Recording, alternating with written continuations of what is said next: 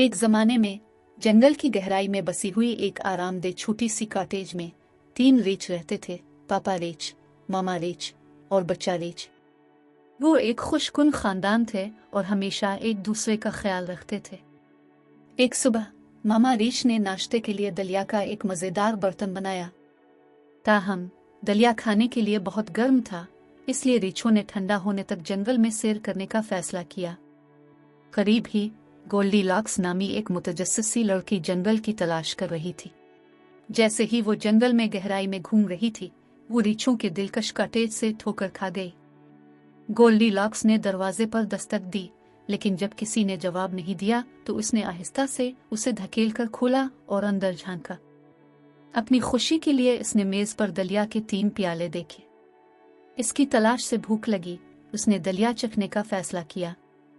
सबसे पहले उसने सबसे बड़े प्याले में दलिया आजमाया।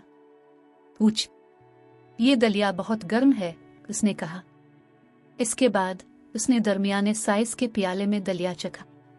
हुक, ये दलिया बहुत ठंडा है, उसने अपनी नाक को झंझोड़ते हुए कहा।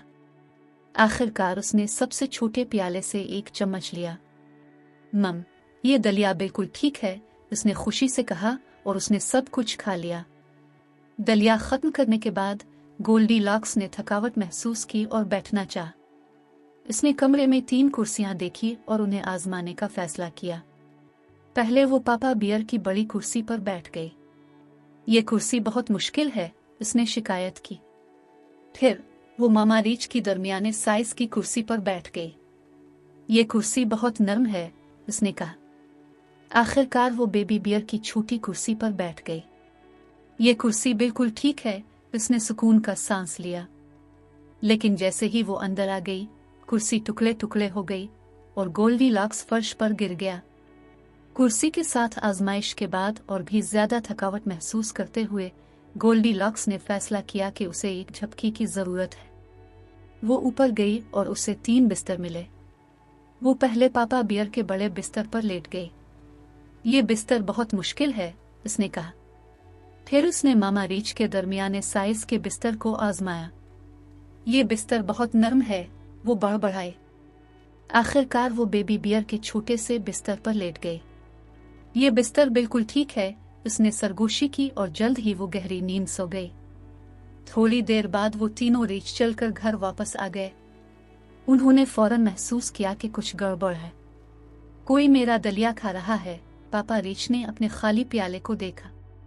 कोई मेरा दलिया भी खा रहा है, मामा रीछ ने देखा कि उसका प्याला भी खाली था। कोई मेरा दलिया खा रहा है और उसने ये सब खा लिया, बेबी बियर ने पुकारा। उसका कटोरा बिल्कुल खाली था। रीछ फिर कमरे में चले गए। कोई मेरी कुर्सी पर बैठा हुआ है, पापा बियर ने अपनी कुर्सी को हल्की सी हिलती देखकर गिड़गिड़ाते हुए कहा। कोई मेरी कुर्सी पर भी बैठा है, मामा बियर ने देखा कि उसका किचन जगह से बाहर है। कोई मेरी कुर्सी पर बैठा है और उसने इसे टुकड़े टुकड़े कर दिया है, बेबी बियर ने रोते हुए फर्श पर गंदगी को देखा। रीछ बेडरूम्स को चेक करने के लिए सीढ़ियां चढ़ गए। कोई मेरे बिस्तर पर सो रहा है, पापा बियर ने कहा। कोई मेरे बिस्तर पर भी सो रहा है, मामा रीछ ने कहा। कोई मेरे बिस्तर पर सो रहा है और वो अभी तक वहां है, गोल्डीलॉक्स की तरफ इशारा करते हुए बेबी बियर ने पुकारा, जो अभी तक गहरी नींद में था। गोल्डीलॉक्स एक आगाज के साथ बेदार हुआ। उसने तीनों रीछों को अपनी तरफ घूरते हुए देखा और वो इतनी खौफजदा हुई कि वो बिस्तर से छलांग लगाकर सीढ़ियों से नीचे, दरवाजे से बाहर और जंगल में वापस भागी जितनी तेजी से इसकी टांगें इसे ले जा सकती थी। जब तक वो अपने घर न पहुंची, इसने भागना नहीं छोड़ा। तीनों रीछों ने फिर कभी गोल्डीलॉक्स को नहीं देखा, लेकिन जब वो सैर के लिए बाहर जाते तो उन्होंने हमेशा अपना दरवाजा बंद करना यकीनी बनाया। गोल्डीलॉक्स ने दूसरों की अमलाक का एहतराम करने के बारे में एक कीमती सबक सीखा और फिर कभी भी बगैर बुलाए किसी और के घर में कदम नहीं रखा। और इस तरह तीनों रीछ जंगल में अपने आरामदेह कॉटेज में खुशी और सुकून के साथ रहते रहे।